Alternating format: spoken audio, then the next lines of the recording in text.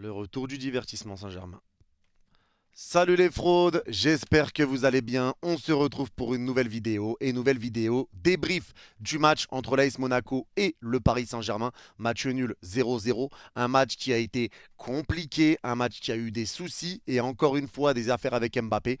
On va en parler, mais avant ça, merci à toutes les personnes qui ont été présentes sur le live. J'ai commenté le match en live, on l'a vécu ensemble, donc merci à vous et merci à ceux qui prendront 2 secondes pour mettre le petit pouce bleu et le commentaire pour le référencement. Vous êtes les Gout. Et on est parti maintenant sur ce match et on va commencer par dire que, encore une fois, comme d'habitude, on a eu deux mi-temps. On a une première mi-temps qui a été calamiteuse et une deuxième mi-temps qui a été beaucoup mieux. Alors forcément, on va commencer par féliciter Monaco qui a fait un très bon match aujourd'hui avec des joueurs de qualité. C'est une belle équipe de Ligue 1 à la maison. Ça a été compliqué de les jouer aujourd'hui. Ils étaient quand même déchaînés. Singo a été excellent. Fofana a été très très bon au milieu de terrain. Golovin nous a fait du mal. Pareil pour Minamino. Ben Yedder avec Balogun, ça partait vite dans notre dos. C'était compliqué. Ils ont été très bons. Donc bravo, même leur gardien Madjeki a été excellent. Bravo à Monaco pour le match. On récupère un bon point, on va pas se mentir, on récupère un bon point là-bas parce qu'on méritait pas de gagner particulièrement. Et je pense même qu'il y a un penalty à un moment qui n'est pas donné pour Monaco, objectivement. Donc bon, on n'est pas là pour refaire un peu l'histoire, mais en tout cas bravo à Monaco. Maintenant pour le PSG. Moi, il y a des choses qui m'inquiètent et je vous le dis honnêtement et objectivement, je suis inquiet pour mardi. Je voulais aujourd'hui être rassuré avant le match contre la Real Sociedad, je ne le suis pas. Parce que maintenant, les joueurs de la Sociedad, s'ils ont regardé le match, ils savent que s'ils nous mettent sous pression, ça va être compliqué. On va être chez eux, ils vont être poussés par leur public. Un public qui met une grosse ambiance en plus, un stade qui est très compliqué à aller jouer là-bas. Donc ils vont être poussés et ils savent que s'ils nous mettent un but, on va faire pipi culotte. Donc moi, ce qui m'inquiète, le match m'inquiète maintenant. Le match m'inquiète, j'ai pas été rassuré aujourd'hui. Alors, c'est forcément pas l'équipe qui commencera contre la Sociedad, mais il faudra être fort. Moi, j'espérais être rassuré. Bon, après, défensivement, ça a été, mais je l'ai pas été totalement. Donc, je suis inquiet pour mardi. Je suis inquiet pour ce qui va se passer. J'espère que l'équipe va faire preuve de caractère et va faire peur, va nous faire preuve de fierté un peu. Parce que si jamais l'équipe se met à être acculée sans savoir sortir les ballons, on va prendre très très cher. On va prendre très très cher. En tout cas, je suis pas rassuré pour mardi. On verra ce qui se passera derrière. Mais sur le match aujourd'hui, ça n'a pas été simple. Et la première mi-temps surtout, ça a été une calamité. Et pour moi, le problème de cette calamité, parce que Donnarumma a été excellent, si Donnarumma n'est pas là, il y a 3-0 à la mi-temps, c'est pareil, parce qu'il faut en parler de Donnarumma. Mais on va en parler après. Mais pour l'instant, les gars, dans le jeu, la première mi-temps, ça a été ignoble. Ça a été ignoble parce qu'on avait des attaquants, Asensio, Ramos, Mbappé, qu'on ne voyait pas du tout. Nos milieux de terrain n'arrivaient pas à mettre un pied devant l'autre. On n'arrivait pas à ressortir proprement les ballons. Ça a été compliqué. Il y avait une cassure, encore une fois, comme d'habitude. Et pour moi, cette première mi-temps, c'est clairement l'impact du mauvais milieu de terrain qu'on a. Parce que bizarrement, l'une des meilleures occasions qu'on a sur cette première mi-temps, c'est quand il y a Soler qui fait un 1-2 avec, je sais plus qui, avec Vitinha, je crois, 1-2 avec Vitinha. Soler accélère et il met un ballon en profondeur. Je crois que c'est 1-2 Soler qui l'a remis à Vitinha. Et Vitinha accélère, il arrive à casser une ligne et derrière il met un bon ballon en avant. Mais ça, c'est ce qu'on ne voit pas. On a des milieux malheureusement qui n'arrivent pas à faire le lien entre la défense et l'attaque. On le répète et on le répète encore. Mais c'est une réalité. Notre milieu de terrain est trop faible. Et surtout sous cette première mi-temps. Et ce qui est pour moi vraiment révélateur du problème de notre milieu de terrain, c'est que quand on regarde individuellement, Ugarte a été bon. Mis à part sur ces 15 premières minutes, j'ai trouvé un bon Ugarte. Vitinha a été bon quand on regarde individuellement sur la deuxième mi-temps. Mais bizarrement, ensemble, c'est compliqué. Parce que pour moi, le problème qu'on retrouve avec le PSG, c'est que Vitinha, lui, est un joueur qui va monter, qui monte, donc qui provoque et qui va venir aider les attaquants pour proposer des solutions. On a Ugarte qui va pas monter et Soler qui est transparent. Donc Soler, pour moi, ça a été compliqué. Ses passes ont été bonnes, il a eu des bonnes passes, mais pour moi, on l'a pas assez vu. C'était un peu transparent. Je l'ai pas vu devant, je l'ai pas vu derrière. Donc Ugarte reste derrière, donc Vitinha est seul. Vitinha est le seul milieu à être devant. Donc Vitinha se retrouve seul. Soler est pas là, Ugarte quand on perd la balle, Ugarte est le dernier milieu. Il n'y a que lui, donc il est seul derrière au milieu. Et pourtant, il a fait un excellent match, Ugarte. Ugarte, très bon match, mis à part les 15 premières minutes, il a eu du déchet. Les 15 premières minutes, pour moi, sont très mauvaises. Mais il a eu un petit peu de déchet, mais sinon, son match a été exceptionnel. On a vu un gros Ugarte, les tacles, etc. Tout a été très bon chez Ugarte, donc masterclass, et ça fait plaisir le match d'Ugarte.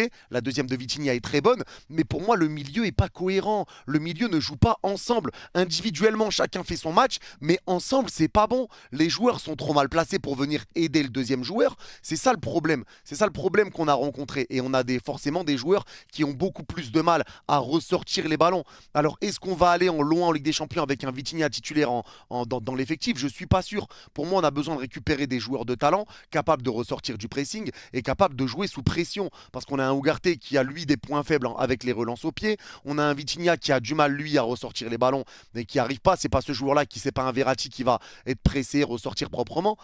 Donc il y a des problèmes et on voit que ce milieu de terrain manque clairement de joueurs, ça manque de pression, ça manque de présence, ça manque de ressortie de balle, ça manque de combinaison entre eux, ça manque de bons placements entre eux, c'est trop mal placé, c'est trop mal placé et moi je pense que c'est ça le vrai problème. Parce qu'on a beau regarder au milieu, il n'y a jamais réellement un milieu qui fait un mauvais match, mais c'est le milieu en lui-même, c'est le milieu complet.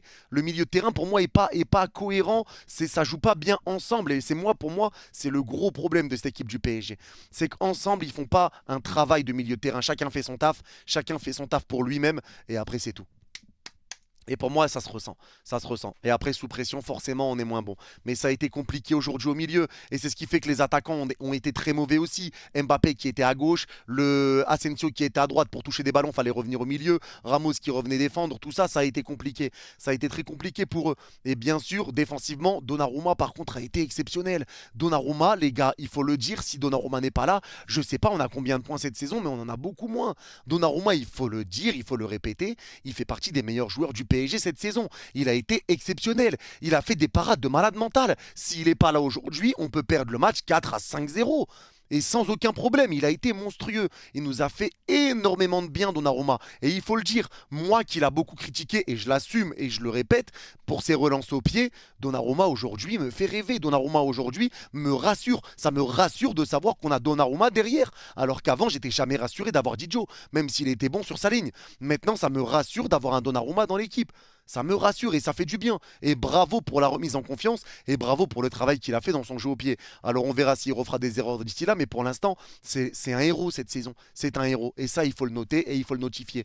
Un deuxième joueur que j'ai trouvé excellent en plus d'Ugarte, c'est Beraldo. Beraldo, défensivement, pour moi, a été très très bon. Et Beraldo, il faut en parler. Il y a zéro flop à son actif en tant que défenseur central. Quand il joue à gauche, oui, il y a des problèmes, mais en défense centrale, il est très bon. Alors, loin de moi l'idée de dire oui, il faut le mettre titulaire tout le temps, mais il a été très bon aujourd'hui dans la prise de risque de ses passes et dans ses passes réussies, dans ses récupérations, dans son placement, son investissement, dans tout les gars. J'ai trouvé un Beraldo impeccable. Beraldo a été impeccable aujourd'hui et il faut le dire et il faut parler de lui parce que vraiment il a été très très très très bon. Et Mukiele à côté, Mukiele alors qui a été pour moi moins bon que Beraldo hein, forcément, mais j'ai trouvé un Mukiele plutôt rassurant les gars. Un Mukiele qui a fait le taf en défense centrale, lui qui joue pas beaucoup, lui qui est pas aimé par Luis Enrique.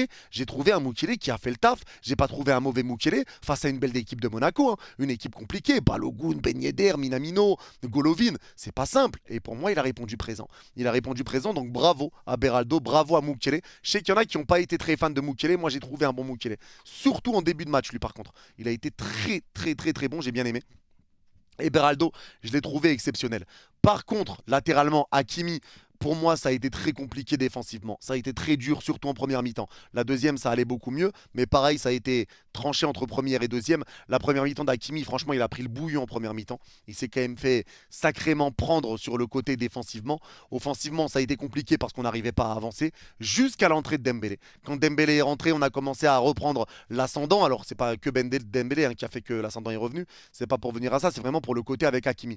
Dès que Dembélé est rentré, Hakimi, ça allait beaucoup mieux. Ça a combiné, on a revu le duo qu'on connaît et ça a ramené du danger et on a repris clairement le jeu à notre avantage en deuxième mi-temps. On a eu des situations, Monaco en a eu, il y a eu des gros gardiens de chaque côté, mais bon, je pense qu'en termes de danger, Monaco a été plus dangereux que nous.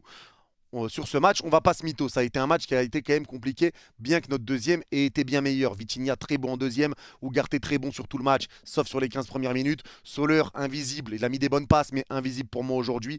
Hakimi bien meilleur en deuxième mi-temps. Beraldo Mukiele, j'ai beaucoup aimé. Et Lucas Hernandez, je l'ai trouvé un petit peu en dessous, bien que défensivement ça allait un petit peu, je l'ai trouvé un petit peu en dessous aujourd'hui. Et l'entrée de Nuno Mendes, forcément sur le côté gauche derrière, j'ai trouvé un Nuno Mendes qui est rentré vraiment bien. J'ai eu peur quand il s'est touché un petit peu l'adducteur à un moment. évidemment.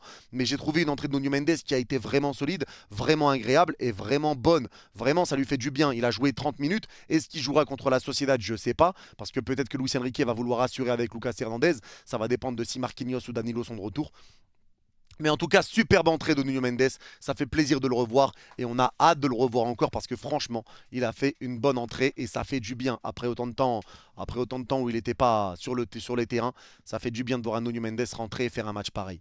Maintenant, on va passer à l'attaque et forcément en parlant de cette attaque, on va parler d'Mbappé parce qu'en première mi-temps, Mbappé à la fin de la première mi-temps, début de deuxième, Mbappé sort et il laisse sa place, il doit sortir du terrain et il est remplacé. Asensio sort sur blessure. Bon, on espère un bon rétablissement à Asensio, ça fait chier, hein. Asensio qui se blesse souvent et qui se blesse longtemps en plus, donc j'espère que là ça va être pas trop long. Mais là Mbappé a laissé sa place à Randal Kolo Muani. Alors Mbappé qui sort encore, il était sorti contre Rennes, il est sorti maintenant aujourd'hui et il avait commencé sur le banc contre Nantes. Maintenant je veux bien que Mbappé, oui on peut se poser des questions sur le fait est-ce que c'est une bonne idée de le sortir. Les gars, maintenant je vais répéter quelque chose. Mbappé aujourd'hui en première mi-temps a pas été bon, c'était mauvais. Mbappé a été mauvais. Au même titre qu'Asensio et Ramos.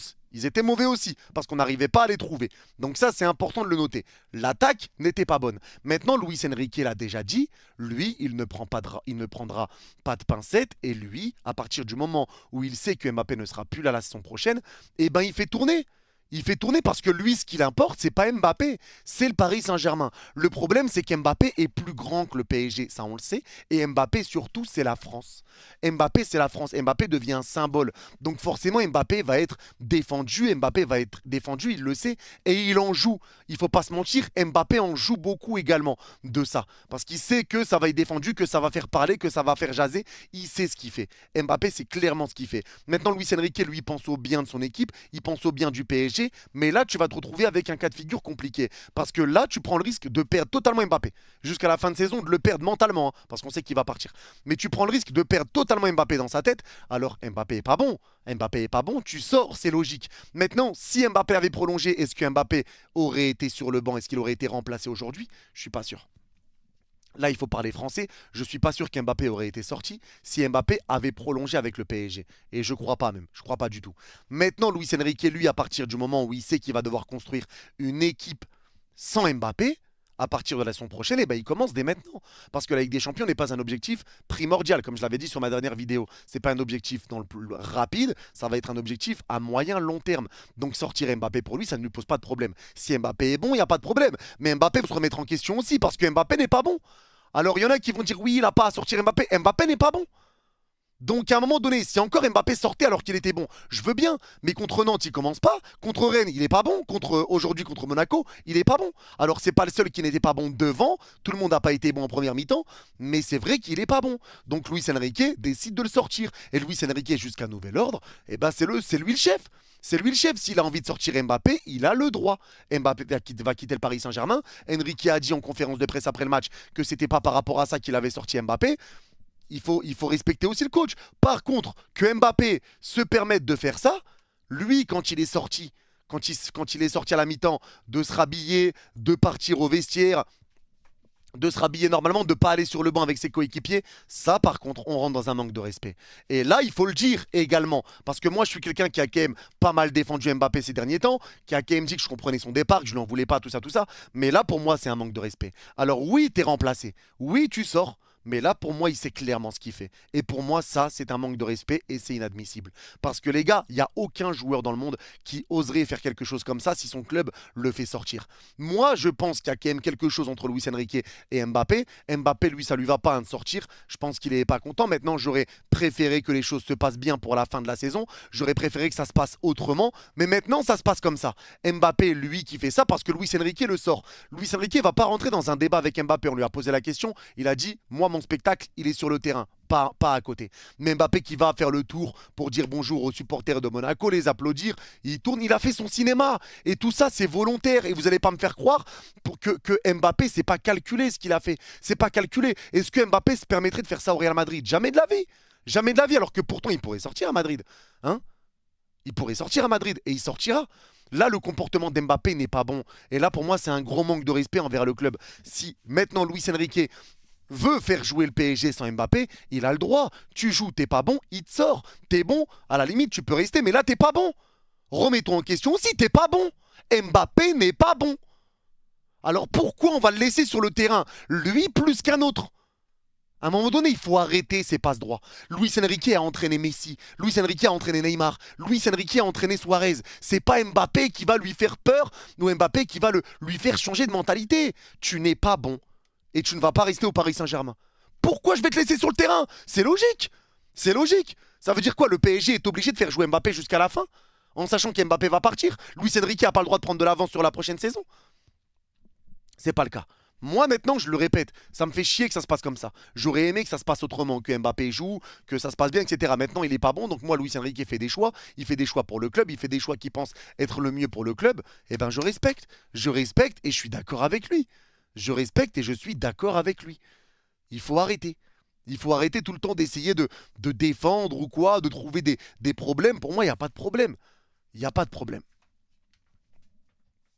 Ça, c'est mon avis. C'est mon avis sur le cas Mbappé. Maintenant, on verra bien ce qui se passera par la suite. Mais pour moi, les gars, ça, ce que vient de faire Mbappé, c'est un gros manque de respect. Et pour ça, Mbappé ne doit pas jouer en LDC. Alors, on verra si Luis Enrique va le faire ou pas.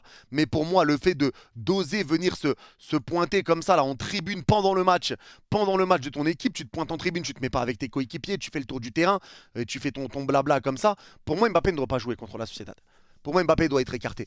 Alors, tant qu'à faire maintenant, autant l'écarter, autant le donner au Real tout de suite. Parce que là, je pense qu'il y a déjà la cassure. Il y a la cassure avec Luis Enrique. Je pense qu'il y a la cassure avec le PSG. Parce qu'on a l'impression que quand Mbappé joue, il a la tête déjà au Real Madrid. Il est pas bon, donc Enrique le sort. Lui, il prend mal. Il croit qu'il y a une haine sur lui. Donc ça fait un bordel sans nom. Ça fait un bordel sans nom. Et du coup, lui, après, il sait que le PSG va rien dire. Donc il fait encore des petites manières pour se faire voir, etc.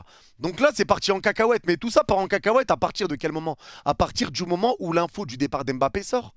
Et c'est exactement ce que je vous avais dit sur mes anciennes vidéos. Si Mbappé quitte pour aller au Real Madrid, il n'y a pas de problème. Tout ce que je demande, c'est le timing. Le moment où il va le dire. Alors là, il y en a qui vont me dire oui, mais il l'a pas dit. J'aurais préféré qu'il mente et qu'ils disent non, tout ce qui sort, c'est pas vrai, j'ai pas pris de décision. Même s'il a envoyé un message à Florentino Pérez ou que ça se passe en mode privé. Oui, je vais signer, je finis la saison et je viens avec vous. Il n'y a pas de souci. Vous avez ma parole. J'aurais préféré que ça se passe en sous-marin plutôt qu'il se passe des choses qui font que et que ça sorte. Parce que là, c'est sorti. C'est sorti. Ce qui fait que Mbappé l'a sûrement annoncé également à Nasser. Il l'a annoncé à Luis Enrique. Ça aurait pas dû être le cas. Ça aurait pas dû être le cas. Il aurait dû rien dire, finir la saison, focus la saison et en parler après. Voilà ce qu'il aurait dû se passer. Pour que Mbappé finisse la saison tranquillement, pour que tout le monde pense tranquillement et ait la tête au football et pas avec le départ d'Mbappé. Parce que maintenant, Luis Enrique sait qu'il va pas rester, donc il veut préparer l'après. Et ça, c'est une réalité. Ça, c'est une réalité. Il faut se le mettre dans la tête et il faut le comprendre totalement. Il faut comprendre Luis Enrique qui est là pour le bien du PSG. Mbappé sera plus là l'été prochain. Il sera plus là. Et je pense qu'il y en a dans un an qui diront oui, merci à Enrique d'avoir commencé à jouer pour qu'on ait des automatismes avant que Mbappé parte. Eh ouais, parce que là, ça aurait insulté Enrique, quoi qu'il arrive, de ne pas avoir fait sortir Mbappé. Là, tout le monde, tous les Parisiens sont derrière Mbappé. Hein.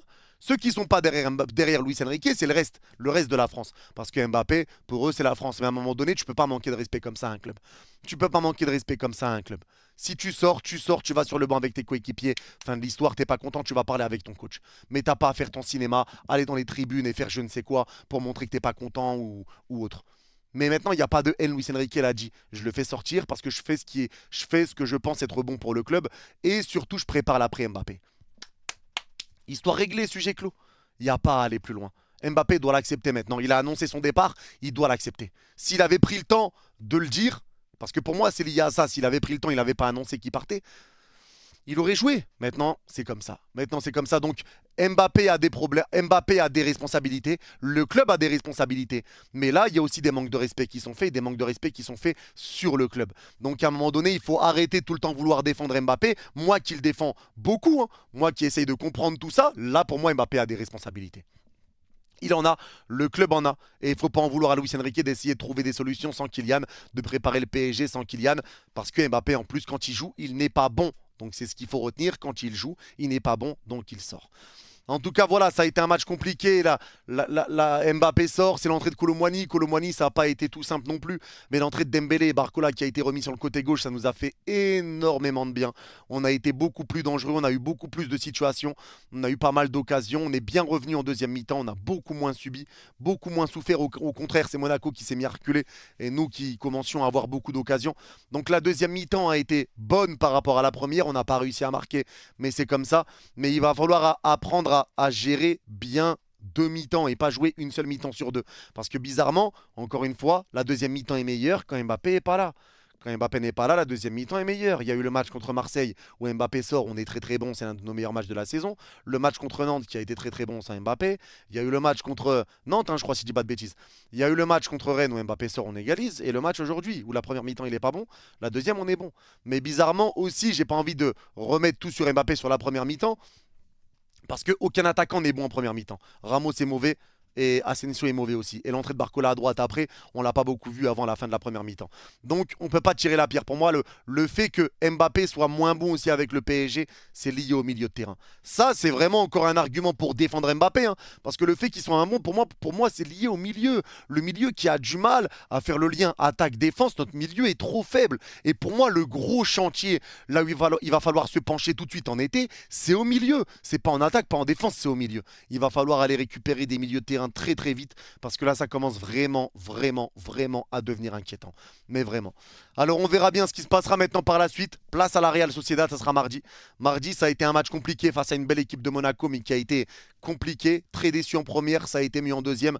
Un bon match d'Ugarte, ça a fait du bien, un gros Donnarumma. On a vu une bonne deuxième mi-temps de Vitinha. Moi je vous pose une question avant d'arrêter cette vidéo, c'est est-ce que pour vous, vous pensez que le PSG peut aller au bout en Ligue des Champions avec un Vitinha en tant que titulaire? Parce que Vitinha, j'ai l'impression qu'il est bon sur certains matchs, il est bon, ça fait un petit moment où il est bon, il y a des moments où il peut passer un petit peu à côté, comme sa première mi-temps qui a été un petit peu moins bonne. Là, il a été bon en deuxième, il y a des matchs où il est très bon, mais je me pose la question de est-ce que c'est assez solide pour la suite sur des gros matchs, etc. Je me pose la question par rapport à Vitinha. Donc dites-moi, mais en tout cas, voilà, ça a été un match pas facile, une mi-temps sur deux encore une fois, mais on va essayer de retenir le positif et maintenant, place à la Ligue des Champions. Alors ceux qui regardaient ce débrief jusqu'à la fin, mettez LDC en commentaire, je comprendrai que vous avez regardé la vidéo jusqu'à la fin. Merci à vous, vous êtes les gars. N'oubliez pas de liker et de vous abonner avant de partir et mettre le petit pouce bleu. Vous êtes les gars et allez Paris. Bye bye.